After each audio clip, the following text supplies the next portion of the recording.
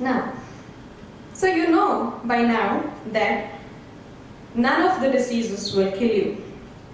With this, what I'd like to tell you is, you know what a medicine is? Medicine is something you take to either suppress the fear you have, which is exactly what allopathy does. If I have fever, please understand, a disease which is as dreadful as syphilis, people try their best to induce fever because when the body temperature is higher, it kills the virus. What do? We kill the very temperature of the body. Virus grows. What are we letting in our body to grow? Illness, not health. Curative, another mechanism. What do you mean by curative?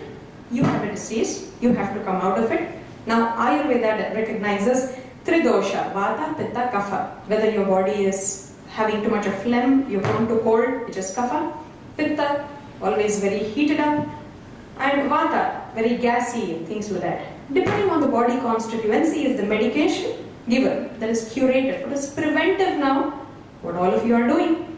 Having a healthy mind and body through yoga, the practice that you did in the morning. Plus naturopathy, which is my area of specialization. If you're smart, if you're really smart, you will know whether you need to opt for something that is curative, suppressive, or preventive. Prevention is any day better than cure. Now, how does a medicine work? Very important. You know, when students join medical schools, they learn something called as first pass effect. They don't seem to really understand what it is, but let me tell you what it means. Any kind of medication that you take to your body knows that it is not something it has experienced ever before in life. Remember times when your parents tell you, you know what, this guy likes masala dosa. He's just like his father. His father also likes masala dosa. How does your body know that your father liked it? More often than not, we experience this. You know, she likes this bendakai goju. Her mother loves bendakai goju. It's always like that. But your body, as in your ancestors, the DNA, has never ever experienced a pill. So, the moment it takes a chemical particularly, the liver considers it as poison because it's a foreign particle and it has no history with your body. It tries to fight and throw it out. Whatever the liver tries to throw out of its function, that is called as first pass effect. So if you're taking a 500 mg of something, the first damage you're doing is taxing your liver. Next time you touch a pill, know that you're really taxing your liver. So medicine, this is how the modern medications work. And how is it applied for a disease? I told you, fever, for example, you're just bringing the very temperature down. So superficially, this person might look absolutely fine and sane. Deep down, there is a huge irritation and the volcano is just waiting to erupt anytime. Now, what kind of problem do we have? Depending on that, we need to solve the issue. So there was this person who went to a restaurant. He ordered for the first soup which was on the menu, and that soup happened to be a frog-leg soup. How many non-vegetarians? Well, I'm a pure vegetarian, so I cannot even imagine the taste of it. But anyway, imagination is always there. I'm a poet. So then what happens? This person orders for a frog soup. It comes, he takes the first bite, and he's feeling, wow, what a taste. I've never before had this in my life. How sumptuous. What a feast. And he says, one more please. Sorry sir, no supply. What? Such an extraordinary frog-leg soup and you don't have the supply? Make it right now, I'll wait for you. No sir, frog's not available. Oh, what a sad thing. Such a huge demand. You don't know economics, you've not studied. So tomorrow I'll supply you 100 frogs. Keep the masala ready, okay? The moment I come, dip, eat. That's how it should be. So the next day he comes. This man has made the masala ready for 100 frog legs. He comes. Is the masala ready? Is the frog ready? Takes the frog like this. What is this? said, you'll come with 100 frogs, and you know what? At the back of my house, I thought there were 100 frogs because that was the kind of noise just these 2 frogs made. Deep down when I entered, I could only catch 2 frogs, and I also discovered to my surprise there were only 2 frogs. But in my mind, there were 100 frogs. Why am I telling this frog story to you? Not to induce non-veg eating on a yoga day. Because even in our lives, deep down, if you see, there is 1 or 2 problems, that's all. Your life is beautiful. Because we are not able to tap and understand what is that 1 or 2 problem, whole life becomes a problem. Being short-tempered, irritated, angry, upset, jealousy, Arishad Varga that we call Kama, Krodha, Lobha, Moha, Mada, Matsarya. Any of this, just one you might have. Jealousy, in economics we call demonstration effect. You don't have a problem, you don't have a car. You have a problem, your neighbor has a car. That becomes your problem in life.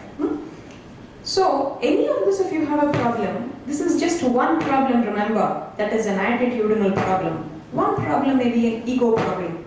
And that is the root cause. Like this frog man who said, 100 frogs, with that you think you have 100, no, just one problem. Now at the end of the presentation, you should find out which is that hidden frog in you. Yeah? Now, so I have told you about the 3 kinds of medication. I am emphasizing on the frogs to you because I am a proponent of preventive system and not suppressive as a medication. Let us understand some of the dreadful effects these chemicals have on our body. Do you remember some 10 years back somebody having diabetes? No. 15 years back? No. Your parents? No. You see villagers, and these days there's a huge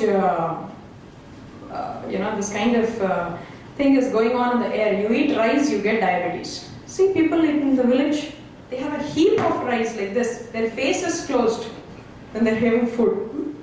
They can take it. How is it that their body is taking rice and not getting diabetes? And why is it that my body can give me diabetes if I'm taking it?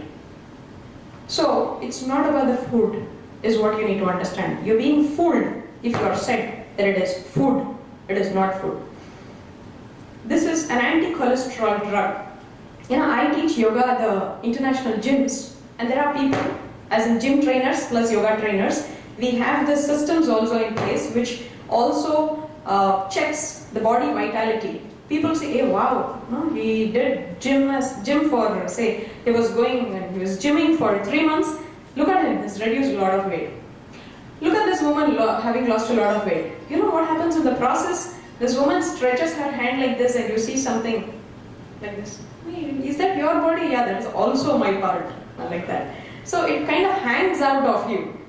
This is what happens. Plus a lot of vitality, vigor, spirit, enthusiasm for life, living is all dead. Because it's like an injection. Suddenly something is given to you. It does not work like that. Everything. You've seen your directors and others speaking today. They did not become who they became in one day. It took them time. That kind of gestation is required to achieve anything that we want to in life. This anti-cholesterol drug, let us see what it's doing to the human body. Statin. It's the major cause for diabetes in the USA. 10 million people are consuming this in India, and 1 million getting diabetes every year. So, where are we heading? You never know. Statin is just there in one of the medications that you've already taken.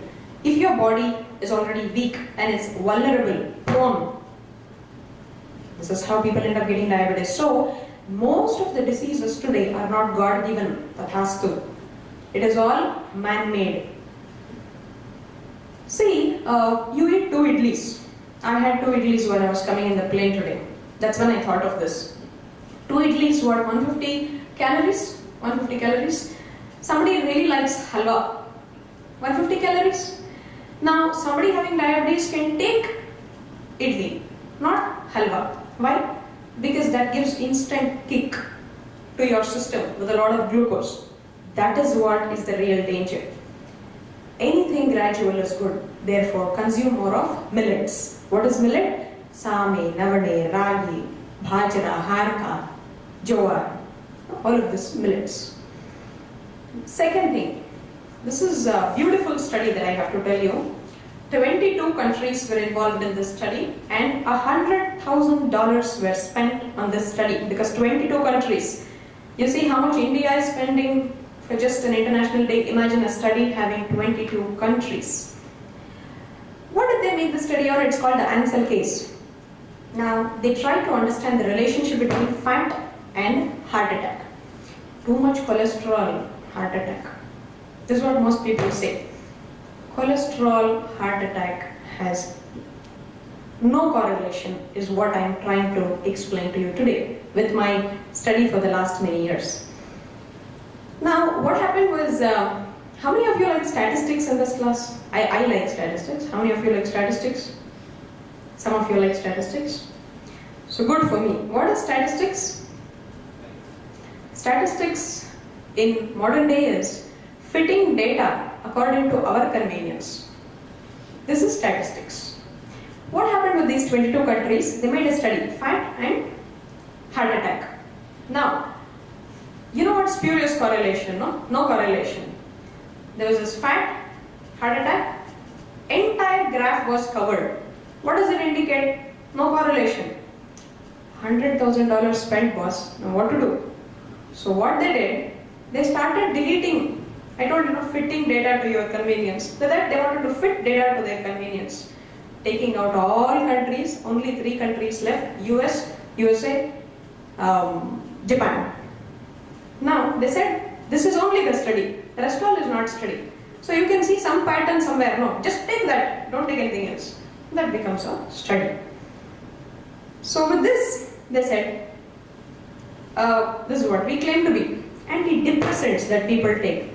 There are a lot of people who come to me who are on medication, and the first thing that anybody should suggest is not to stop medication, but understand what damage has already happened to the body. Just like people take, see, it is called drugs. Medicine is also called drugs. You keep taking it to your body like an everyday capsule, be it for BP, diabetes, arthritis, whatever. If it becomes an everyday part of your life, your body gets addicted to it. You don't take it, your body wants it. Why? It is drugs. Just like taking good drugs. It is drugs. The name says what it is. Now, vaccines. Very interesting.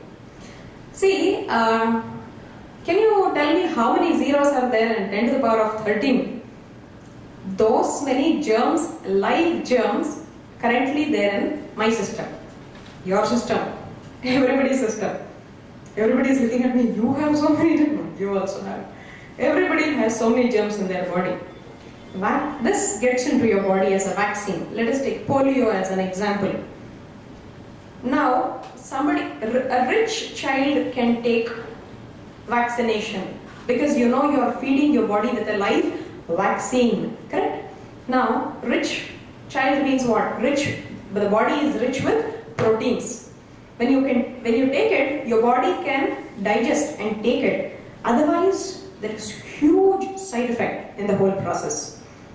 Now, in America, in Europe, this kind of vaccine is banned. Oral vaccine is banned. But in countries like Africa and India, people are still consuming it. Why? What are they doing in that case? They have something called a sac. What is it?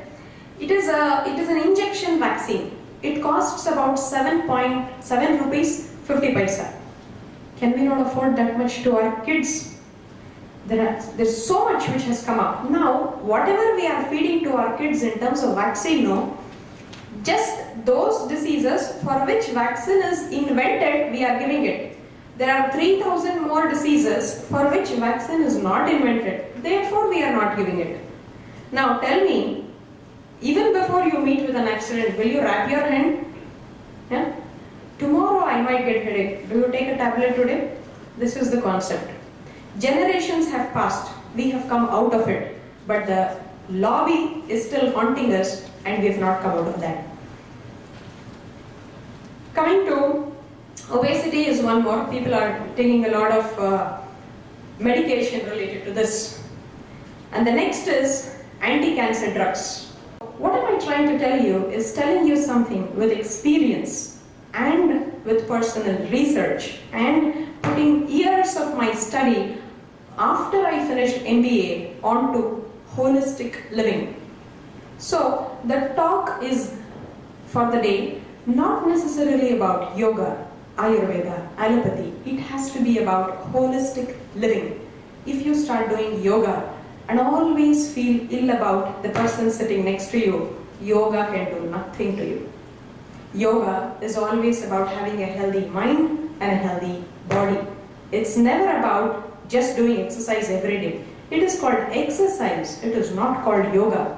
Even in yoga, the so-called Ashtanga yoga, the Raja yoga, there are 8 limbs.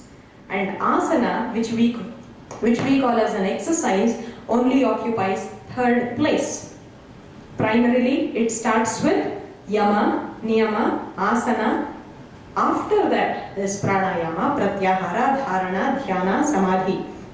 But we, today when we practice yoga day, not you, but I'm telling, general perception of yoga is like this. No, it's not. This is what Westerners are doing and nothing is happening to their body. If your mind is not clean, mind you, nothing can be clean.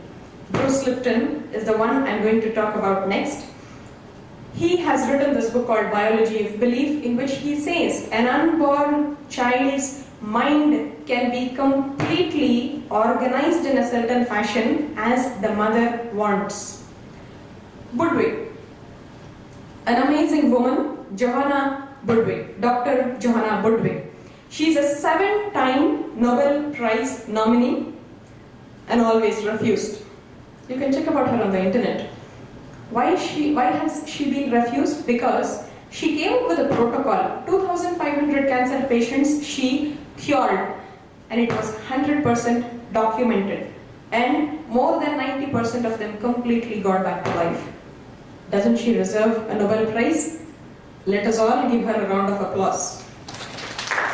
Now, why was this woman refused of a Nobel Prize? Is because this is what she mentioned. If somebody follows this, they can come out of cancer. Now, cancer is a $1 trillion business. Cancer is nothing but a $1 trillion business. Now, they said, you also promote chemotherapy and radiotherapy along with your protocol, we'll give you a Nobel Prize. She said, no. What will I do giving a prize in my house and giving ill health to a lot of people? I don't want to do anything that you're telling me. She's consistently refused. But nevertheless, even to this day, a lot of people are cured with something called as Budwig protocol.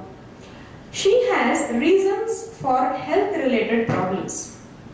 Malnutrition or consumption of imbalanced and non-nutritious food. This takes you to what is the kind of food that you have to eat. Now this is Kamala Bharadwaj protocol about food. See, primarily being vegetarian is highly important. Why? Because take an apple, take a non-vegetarian food, keep them out, and you will have the highest germ attack on what? An apple or a non-veg? Non-veg? Because the temperature here is higher. Inside the body it is even more higher. Now, to digest this apple, your body only takes 3 hours. To digest non-veg, it takes 38 hours. So much of wear and tear gets into your body, the body breaks soon. I'm a commerce student and we study depreciation. The higher you use a machine, the lesser is its longevity. Overeating. Just because you like something, don't ever eat food like that. You know, we still have this animal instinct in us. I make this camp as a retreat for my students and I tell them, take a plate, put your food, just one serving, look at the food first. The amount of food you're consuming, you have no clue. So they measure the food and then eat it. When they measure it and eat it, they know how much they are eating. You'll be surprised. Go back home and just measure the food you eat. You'll be shocked because your stomach is just of this size. Do you eat this much food? What to eat? You always have choice in life. Just like you had a choice to attend the seminar today or not. if you have a relationship not working out, to set right the relationship or not. If your health is not okay, make steps towards being healthy. Always you have choice in life. Getting married, you have a choice. Having a child, you have a choice. Going to school, you have a choice. Me coming here, standing in front of you, I had a choice, right? So, food, we have a choice. Just because you like it, don't go for it. What does it do when it enters my body? It's just your salivary glands is just this much. Post that is where your digestion primarily starts. And if it is harming it, how wise are you to consume it? Liking. See, some kind of food people just don't like. This food I really don't like. Don't eat it. Your body is naturally refusing that kind of food. Now that does not mean that all healthy food, this is what you feel. Then there is something wrong. That's why I have been intelligent to first put this slide. Yeah? Have a wise choice. When you have a choice and it's healthy, then if you still not a food that you like, don't have to eat it. Enjoy and relish food. How many of you think in this place that healthy food is tasty food? Can you raise your hand? Healthy food is tasty food. I raise my hand. So, you should all come to my house and have food. I'm a very good cook. Then you will know that healthy food is definitely tasty food. If it's healthy, why will it not be tasty? See, this is very ugly. You should never eat food like this. Food should always be relished. The previous photograph that I showed to you, you're supposed to relish it. This is abuse. Wrong postural habits. She might be eating the best food, like an absolute vegetarian salad kind of food, but if the posture is wrong, where does it enter? How does it enter the body? Very wrong posture. Emotions. You're supremely angry on somebody, please don't eat food. Because the food that enters your body post this kind of a reaction becomes poisonous. Animals, you heard dog. Whenever this dog was angry, upset, irritated, even when it was not feeling well, it had the wisdom to not eat food. Your system is already disturbed. Why should we disturb it more? If you put some food to it, it has to start working. No? It is something like on a day you are not at all interested to work, your boss calls up and says, please, there is an overtime expected from you today. That is what you are doing to your body by eating when you are upset. People say, no, you are upset, at least come and eat food. Don't listen to such people. When to change?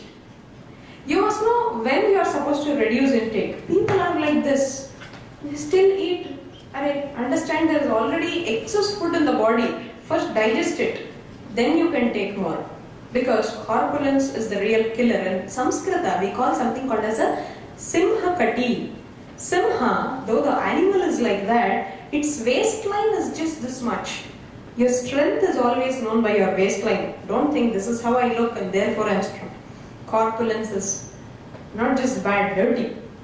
Stop right here. See, in her stomach you can see so many things already. And right now she's putting a brush into her mouth without even knowing what it is.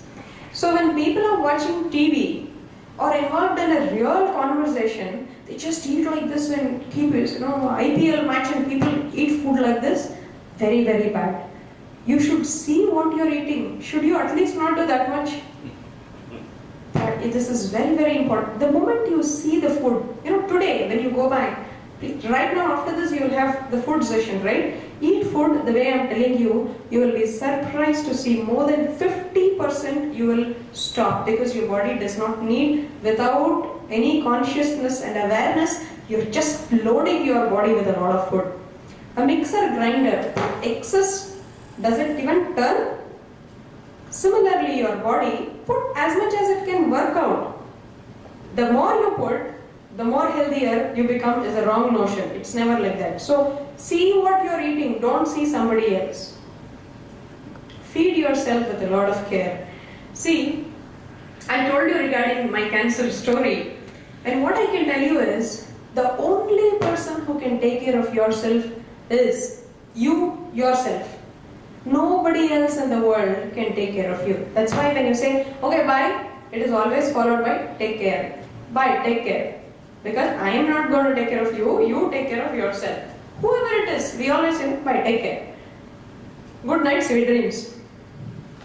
Now the choice again is left to you. What choice do you make? Water. Keep yourself well hydrated. Drink water before and after food, not while you are having food. That never does good to the body. Always remember a mixer grinder.